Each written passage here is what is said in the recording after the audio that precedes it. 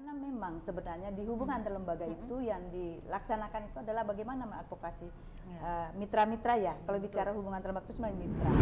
Salah satu wadah yang terbentuk adalah dapur siaga atasi stunting. Manakala ada mitra komitmen akan memberikan bantuan, salah satu bantuan salurannya adalah ada di kampung Kampung KB yang di dalamnya ada dasar.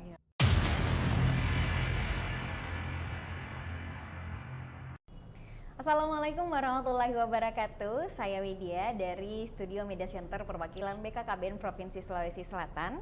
Saya temani Ki Lembur, kita temani Kak Lembur.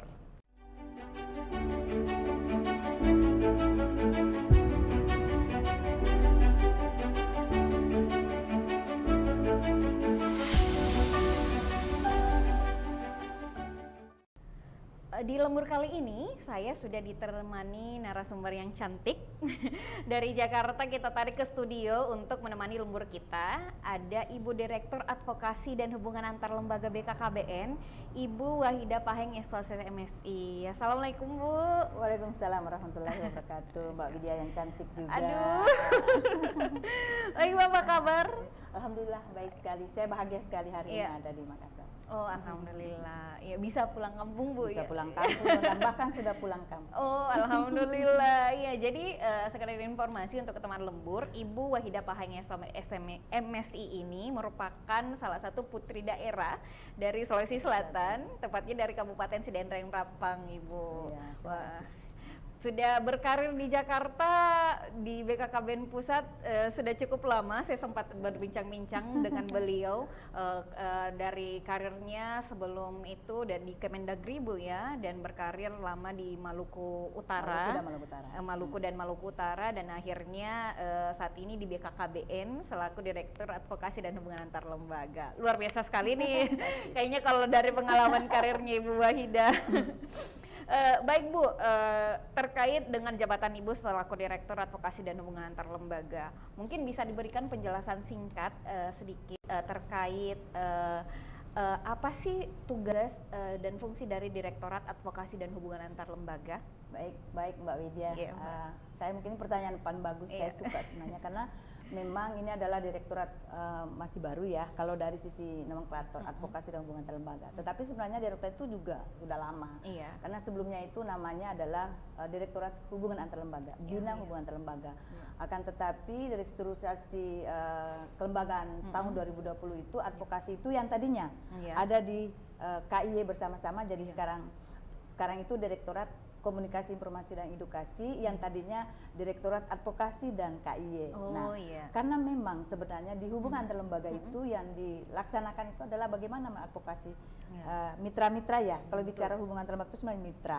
Mitra itu baik mitra pemerintah, non pemerintah, baik itu dari pusat sampai ke daerah. Bahkan sebenarnya juga ada kaitannya dengan kemitraan luar negeri. Walaupun di BKKBN itu juga ada salah satu komponen yang membidangi terkait dengan hubungan luar negeri. Tetapi bicara mitra, kami berkolaborasi tentang itu sebenarnya bahwa mungkin semua ya kan ini kan saya tahu tidak hanya customernya ya, saya pakai kata customer, tidak hanya masyarakat di luar sana, tetapi tentu yang customer pertama dalam hal ini untuk memahami tadi tupoksi daripada Direktorat Advokasi Hubungan Antar Lembaga ini adalah teman-teman di BKKBN itu sendiri.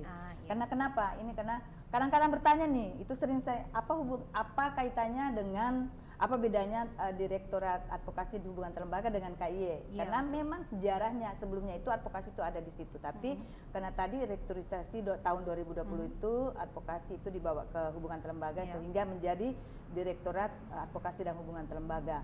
Nah, tadi ditanya tupoksinya seperti apa? Sama sih sebenarnya sebelumnya, bahwa kami itu bagaimana memfasilitasi, bagaimana menjadi direktorat terdepan untuk bicara terkait dengan mitra-mitra, baik itu mitra pemerintah maupun non pemerintah. Non pemerintah itu banyak, ada swasta, masyarakat, perguruan tinggi dan sebagainya. Seperti itu. Sehingga kalau bicara dengan Direktorat Advokasi dan Hubungan Antar Lembaga itu dari sisi fungsi sama saja sebelum-sebelumnya. Akan tetapi mungkin karena di situ ada advokasinya, tentu kami juga akan terkonsentrasi karena bicara tentang advokasi juga tuh kalau tadinya di KIY itu kita juga butuh komunikasi advokasi, karena di dalam melakukan advokasi itu bagaimana komunikasi kita terhadap mitra-mitra yang ada seperti itu. Oke, baik Bu. Yang saya tangkap poin pentingnya itu adalah mitra. Mitra. Iya. Nah, kebetulan di episode kedua teman lembur kita kali ini kita akan mengangkat kemitraan BKKBN menjadi topik pembicaraan di lembur kali ini, Bu. Nah, pertanyaan saya, kenapa BKKBN itu harus bermitra, Bu? Ya bagus, pertanyaan bagus ya.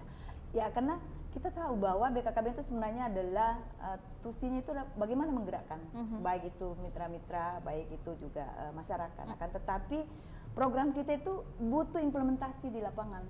Butuh, kalau saya suka pakai kata istilah eksekusi kayaknya gimana gitu. Tapi itu adalah menyemangati kita di bidang kemitraan itu bahwa ternyata kita butuhkan mitra untuk mengeksekusi atau mengimplementasikan program BKKBN yang kita kenal, program pembangunan keluarga, kependudukan, keluarga berencana, dan yang kita singkat Bangga Kencana. Dan yang tidak kalah pentingnya juga kita ada ketambahan tugas ya di Perpres 72 tahun 2021 terkait dengan percepatan penurunan stunting. Nah, ini adalah program yang membutuhkan mitra-mitra kerja untuk mengimplementasi di lapangan. Nah, itulah pentingnya kita BKKBN membutuhkan mitra. Bahwa di mana ada BKKBN, di situ pasti ada mitra. Di mana ada mitra juga, insya Allah akan ada BKKBN.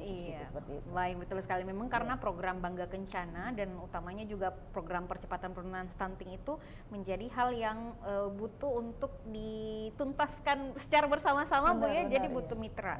Nah, jadi siapa saja Bu yang menjadi mitra strategis BKKBN dalam mendukung program Bangga Kencana dan percepatan penurunan stunting sejauh ini? Ya, baik. Mungkin kalau secara makro ya, kita kan sering istilah pentahelix ya. Iya, pentahelix. Bukan karena nanti setelah ada program stunting kita kenal pentahelix, tetapi dari dulu juga kita butuhkan pentahelix itu, di mana mungkin kalau kita urei bahwa di situ ada pemerintah di dalamnya juga, tidak hanya KL kan, tetapi juga mungkin lembaga-lembaga pemerintah lainnya, termasuk misalnya TNI, Polri yang kita tahu selama ini beberapa tahun terakhir ini kita sangat konsisten dengan mereka bermitra, dan juga ada perguruan tinggi. Alhamdulillah juga sekarang sudah berjalan dengan program kederekaan dan sebagainya. Kalau di stunting itu ada program mahasiswa penting, mahasiswa stunting dan sebagainya. Dan itu inovasi-inovasi di teman-teman direktorat di bidang itu juga tetap bagaimana berkolaborasi dengan perguruan tinggi. Nah, juga pihak swasta. Nah, ini luar biasa. Selama saya Direktur Advokasi Hubungan Lembaga Bidang Kemitraan itu, swasta ini sangat-sangat menunjukkan komitmennya terhadap program pembangunan keluarga kependudukan dan keluarga berencana dan percepatan penurunan stunting sendiri itu. Terus juga ada ormas-ormas ya, ada ormas-ormas, ada media tidak kalah penting, tidak kalah pentingnya. Sekarang ini kalau misalnya kita mau melakukan implementasi di lapangan seperti apa, kita mau konsepnya bagus apapun, tapi tidak ada media juga sebagai penyambung kita program kita baik ke masyarakat maupun ke kementerian lembaga, bahkan mungkin dunia internasional, mungkin dunia internasional juga seperti itu, sehingga pentahelix ini sangat dibutuhkan. Nah, itulah mitra-mitra yang tentu saja pentahelix itu banyak sekali. Berarti memang kemitraan yang ada saat ini dari berbagai sektor berbagai yang sektor, ada. berbagai sektor. Nah, sejauh ini Bu, sudah berapa banyak mitra yang telah bekerja sama dengan BKKBN? Ya baik, sebenarnya itu kan pertanyaan berapa banyak, pertanyaan kan dia itu kualitasnya ya, mungkin kuantitasnya juga kan, tetapi tidak hanya itu, kita juga bicara tentang kualitas kemitraan ya, seberapa banyak. Saya bisa jawab seberapa banyak. Sebenarnya kalau bicara tentang, kan kita kan dalam bermitra itu perlu secara legal aspek ada kesepahaman bersama atau kita kenal selama ini ya MOU atau PKS, dan dari sisi data ya, kalau BKKBN pusat itu terutama di kami itu mungkin sekitar hampir 300-an. 300-an. Tetapi sebenarnya kalau kita bicara mitra itu tidak cukup. Tidak cukup dengan besarnya luasnya negara Indonesia dan begitu banyaknya yang perlu kita intervensi bersama mitra. Nah, pada tahun 2020 awal 2021 sebenarnya itu Kepala BKKBN menginovasi salah satu program kemitraan untuk menyambut Perpres 72 karena saat itu belum keluar inovasi, tapi kan sudah diwacanakan bahwa stunting akan ke BKKBN, sehingga Pak Hasto itu satu inovasi yang kebetulan juga diberi tanggung jawab saya sebagai ketua kemitraan itu namanya 1000 mitra 1000 HPK. 1000 mitra, iya. kamu bayangkan apa iya bisa 1000 Iya, mitra? iya, iya. Sebenarnya itu adalah metode atau bentuk kemitraan 1000 mitra 1000 HPK itu tidak hanya di pusat, Iya. tetapi juga di daerah. Misalnya kita menghitung dari sisi kuantitas ya. Iya. Misalnya provinsi kita sudah 33. Misalnya Iya. satu saja sudah kita dapat 33. Iya, betul, Bu. Tapi nggak mungkin di sisi implementasi itu dari sisi mitra itu satu provinsi pasti udah banyak sekali Iya, ya. betul, Bu. Terus mungkin juga di kabupaten kota 514 kabupaten kota itu satu saja itu sudah kita sudah dapat atau dua lah sudah 1000. Iya. Jadi itu hanya nama sebenarnya 1000 mitra 1000 HPK itu sebagai bentuk penyemangat. Kan nggak enak 1000 mitra 1.000.000 HPK atau 1 juta mitra 1000 HPK. Tapi karena ini supaya estetikanya juga ya, Iya, dari sisi betul, Bu. estetika ya seperti itu. Berarti kalau memang secara kuantitas mau dihitung-hitung pasti melebihi 1000 melebihi lah 1000 Bu ya. Karena tetapi ya didahulukan itu ada kuantitas kemitraan itu ya, seperti itu. Baik Bu. Nah, Kualitas. lalu bagaimana upaya-upaya advokasi yang telah dilakukan BKKBN dalam menjalin kerjasama dengan mitra yang tadi disebutkan Bu?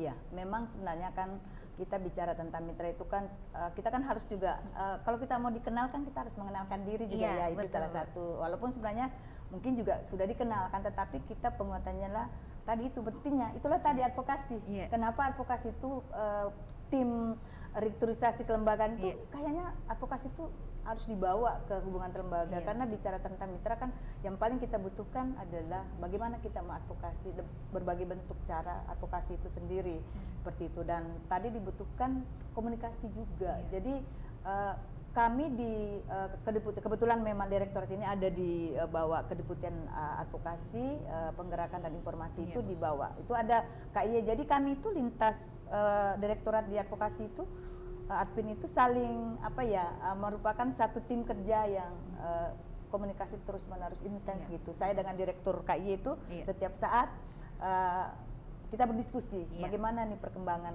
KIY itu sendiri, bagaimana perkembangan advokasi dan bagaimana kemitraan ini bisa mensukseskan program kita di lapangan. Jadi bisa dibilang sebenarnya di internal BKKBN itu juga bermitra antar Bermitra, direktorat ya Bu.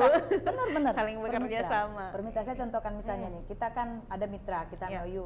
Yang paling pertama kita tentukan manakala kita membahas sudah sepakat ada MOU, siapa nih pengampunya? Iya. Kan nanti kan tidak mungkin ke direktorat kami semua. Betul, Ya, betul. kami itu ibarat tuh penghulu. Iya. Menikahkan, bagaimana setelah menikah ini ada calon pengantin misalnya kedua belah pihak. Setelah itu bagaimana pasangan ini mau ada warahmah itu ada di pengampu. Oh, Ada di baik. pengampu seperti itu. Tapi kami tetap itu tadi bahwa sebagai mitra internal BKKB antar lintas komponen itu kami berkolaborasi. Jadi mempraktekkan kemitraan secara luas itu di kami dulu Iya, internal betul, BKKB betul. lintas direktorat atau lintas kedeputian. Iya, lalu Begitu kemudian pula, diterapkan diterapkan keluar keluar instansi Bu institusi ya. seperti itu. Iya, baik. Tapi Bu, kadang kan di dalam advokasi itu tidak semua mitra itu welcome atau Iya, tidak semua mitra itu membuka menyambut kita dengan tangan terbuka dengan iya. segala program yang kita bawa. Nah, adakah tantangan-tantangan yang dihadapi dalam advokasi mitra di kasus-kasus seperti itu, Bu? Iya, iya, benar. Ya pastilah. Iya. Ya, apapun itu bukan hanya bermitra. Apapun itu ada tantangan, ada potensi seperti itu. Memang ada tantangannya, tetapi itu tadi bahwa tantangan-tantangan itu kan mesti kita hadapi, kita lalui, tetapi kan kita punya bagaimana strategi-strategi kita itu tadi bahwa selain melakukan advokasi kita juga melakukan KIY ya. KIY itu komunikasi, informasi dan edukasi, dan tergantung kami melihat kondisinya. Mitra ini sebenarnya perlu advokasi khusus kah? Perlu komunikasi, informasi, edukasi khusus kah? Seperti itu. Dan yang paling penting bahwa memang setiap kali kita berhadapan dengan mitra itu kita jangan lupa ya teman-teman terutama di lapangan bahwa siapapun itu bentuk mitra kita kan mitra individu itu juga mitra loh, jangan salah. Apalagi kalau misalnya institusi kita tuh memperkenalkan diri, kita itu melakukan advokasi, melakukan KIY, melakukan sosialisasi terutama. Kami memberikan program, misalnya program Bangga Kencana, apa sih dimaksud dengan program Bangga Kencana? Kan orang kan hanya mendengarkan, tapi begitu tahu bahwa oh ternyata program Bangga Kencana, disitulah program BKKBN bagaimana melakukan pembangunan keluarga, bagaimana di dalam pembangunan keluarga itu ada 4 aspek yang perlu disentuh, misalnya bagaimana bina keluarga balita dan anak, bagaimana bina keluarga remaja, bagaimana bina keluarga lansia, dan yang tidak kalah pentingnya adalah bagaimana ekonomi keluarga. Itu kita mensosialisasikan. Apa itu terkait dengan pengendalian penduduk, kita jelaskan. Selain misalnya dalam ternyata setiap pembangunan itu kita harus memperhatikan aspek kependudukannya. Ada di setiap lini pemerintahan atau lini kebijakan itu harus bagaimana grand design kependudukannya untuk menjadi pijakan seperti itu. Nah, kan orang selama ini misalnya KB kan tadi itu program keluarga berencana, orang kan tahu BKKBN itu hanya alat kontrasepsi. Iya, betul. Padahal dulu saya waktu itu juga sebelum masuk BKKBN, oh iya ya BKKBN itu alat kontrasepsi. Sebenarnya itu hanya alat. Kita harus menjelaskan bahwa KB itu tidak hanya alat kontrasepsi. Betul. Bagaimana juga kita bisa terkait dengan kesehatan reproduksi, bagaimana mengenalkan juga mungkin anak-anak atau mungkin generasi kita terkait dengan kesehatan reproduksi mereka, pentingnya seperti itu ya. Itulah caranya kita dengan mitra individu, mitra organisasi, bahkan lintas negara bahkan seperti itu kita lakukan. Berarti boleh dibilang pepatah tak kenal maka kata sayang ini iya, memang harus diterapkan ke mitra-mitra Bu ya, biar mereka lebih paham. Benar, artinya kan memang kalau misalnya itu kita berhadapan dengan mitra atau mungkin ada teorinya atau bahkan tidak teorinya, memang ada trik-trik tersendiri, misalnya ya sapa, salam ya. Iya, betul. Nah, tadi Ibu Wahidah sempat mention berupaya bermitra dengan pihak Pentahelix, Bu. Nah, di Pentahelix sendiri itu bagaimana sih harapan BKKBN terhadap kemitraan dengan berbagai sektor yang sudah tadi disebutkan Bu Wahidah itu? Ya benar, bahwa kita kan punya harapan. Dan pasti juga mitra itu punya harapan. Bermitra itu kan punya harapan, sama-sama punya harapan.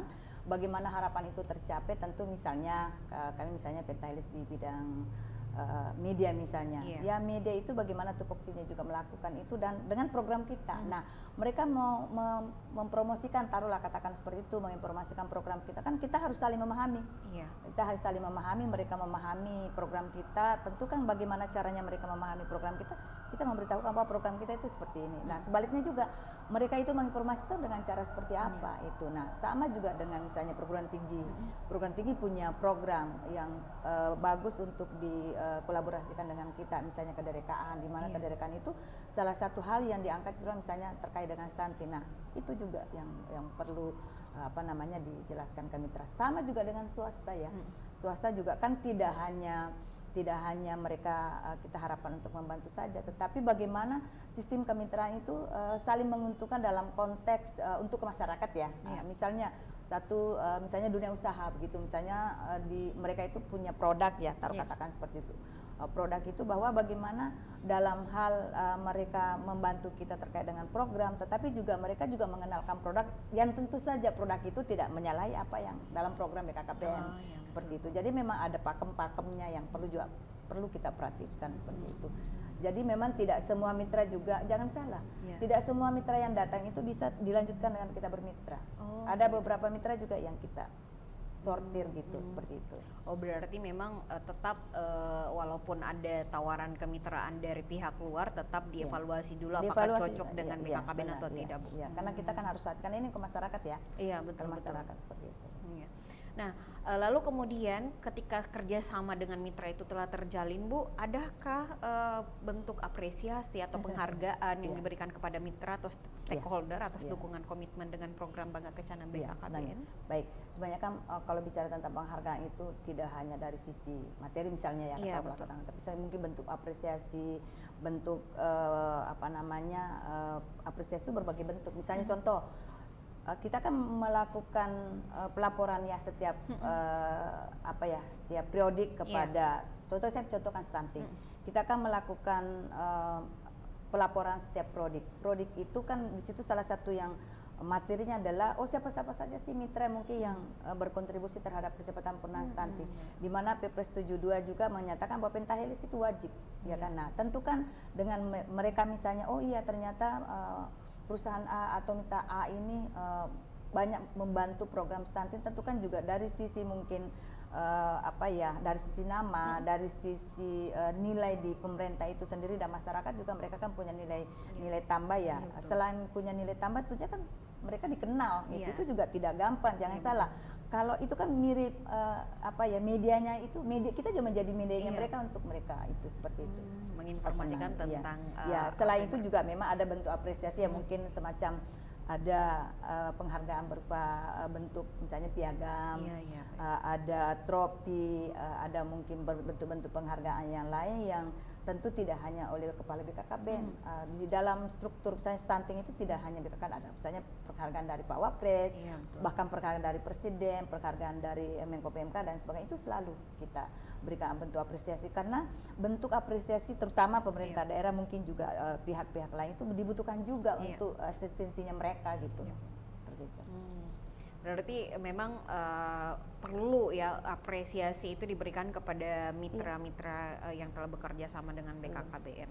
Nah Bu, ada informasi tambahan Bu terkait kemitraan BKKBN? Oh iya, baik, terima kasih. Untuk buat teman-teman lembur kita kali ini. Baik sekali, karena memang di dalam kemitraan itu tadi sudah saya sebutkan ada namanya 1000 mitra 1000 HPK.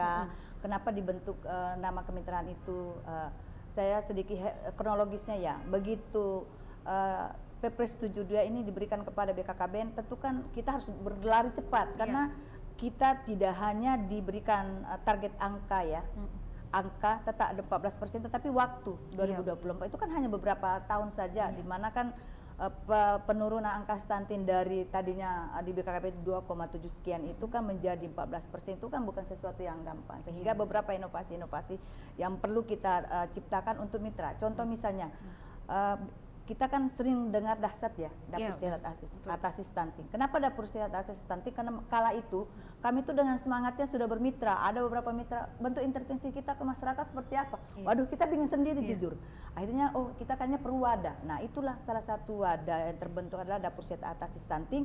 Manakala ada mitra komitmen akan memberikan bantuan, salah satu bantuan salurannya adalah ada di kampung Kampung KB yang di dalamnya ada DASSAT.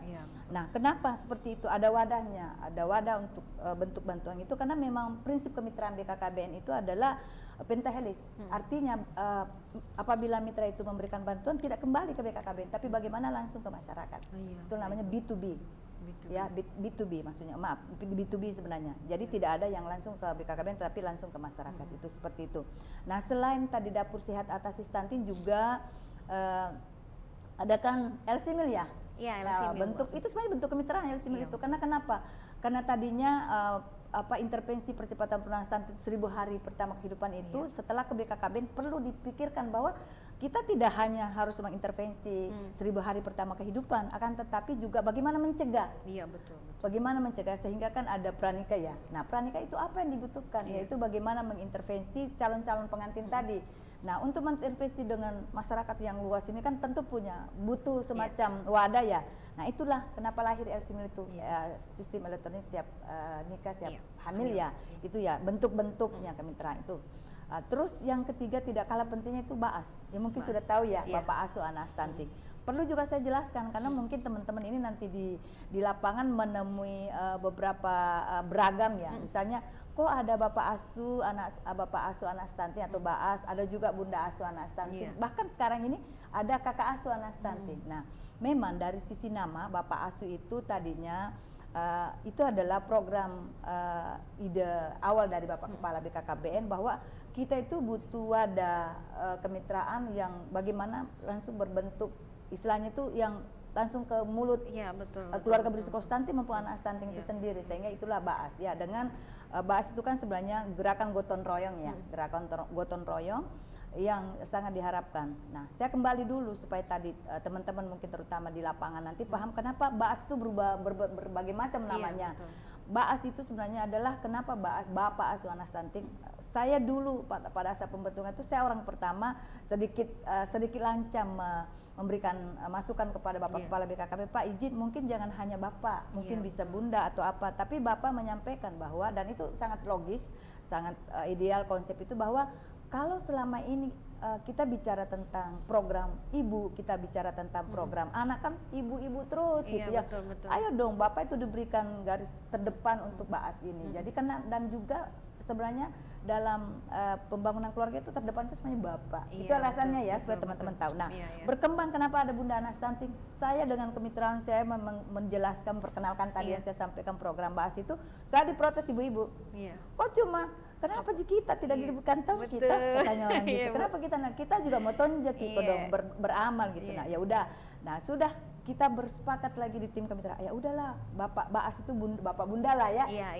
Nah, berjalan seiring waktu kita diprotes anak-anak muda, remaja. kok kita nggak dilibatkan kakak, Iya, ya artinya ada kakak. Jadi nama itu nama, ya nama itu tidak apa-apa sebagai bahasa angkat, tapi spiritnya, semangatnya bahwa bahas itu adalah bentuk wadahnya kita untuk bagaimana secara gotong royong memberikan bantuan kepada baik itu keluarga berisiko stunting maupun anak stunting itu sendiri.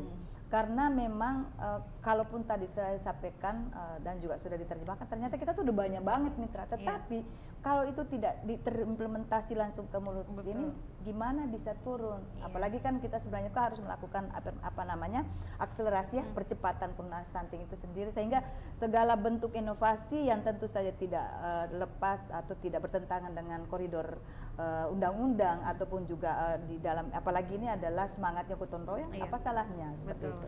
Itu adalah tambahan-tambahan kemitraan selama ini. Dan mungkin juga sebagai tambahan, kami itu kan tadi yang saya sampaikan kan pusat, masih berbentuk pusat. Tapi sebenarnya apa yang dilakukan di pusat itu sangat diharapkan juga dilakukan di daerah, dan alhamdulillah teman-teman tentu khusus di Sulawesi Selatan dan teman-teman di seluruh provinsi juga kami berterima kasih juga karena mereka sudah menindaklanjuti.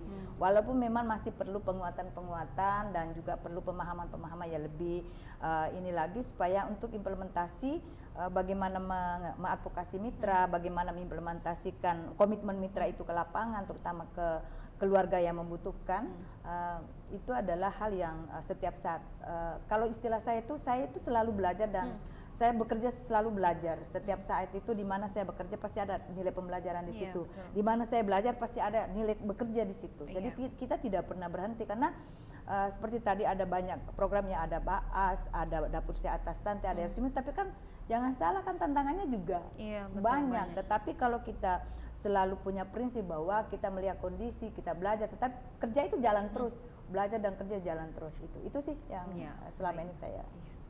Baik Bu, terima kasih Bu. Kayaknya informasi terakhir ini bisa jadi pengantar untuk ide-ide dari episode teman lembur lainnya, karena ada banyak hal yang tadi disebutkan oleh Ibu Wahida, ada BAAS, ada Dahsyat, ada aplikasi Elsimi yang sepertinya kalau dibahas dalam satu episode teman lembur itu tidak cukup Bu. Berarti nanti akan dibuatkan tim advokasi dari provinsi, nanti sepertinya akan membuat episode-episode yang membahas tentang hal-hal tersebut. Baik, sekali lagi terima kasih Ibu Wahida Paheng Semesi, Bu Direktur Advokasi dan Hubungan Antar Lembaga BKKBN yang telah menyempatkan menemani kita lembur di kesempatan kali ini, dan mohon maaf kalau misalnya ada salah kata dalam episode ini Bu, dan saya Widya, sampai jumpa lagi di episode lembur lainnya. Wassalamualaikum warahmatullahi wabarakatuh. Assalamualaikum warahmatullahi wabarakatuh.